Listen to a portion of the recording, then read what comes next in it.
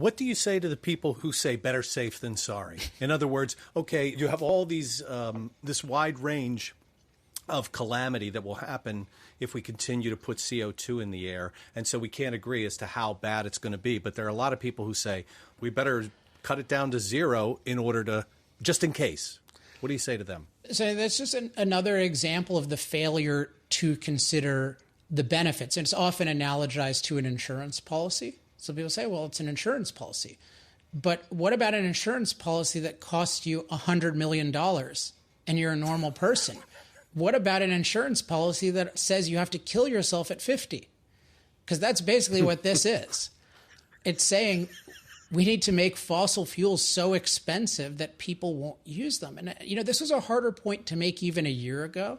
But now we're hearing reports of 100+ million people threatened with starvation. We're hearing reports from Germany of people forced to take cold showers. We're hearing, Spain saying you can't make your temperature below 80 degrees in the summer, like that becoming illegal because there's insufficient energy. And people are just starting to see, wow, the livability of the world really depends on the price of energy much more than it does in terms of fluctuations of climate. So you're thinking about insurance, you think about what's the cost of the policy and what's the benefit of the policy. And then the other thing is if you're weighing CO2, you don't see it as, there's just a range of horrendous, hellish outcomes, and I'm not sure which one. You see it as, okay, we've increased this from 0.03% of the atmosphere to 0.04%.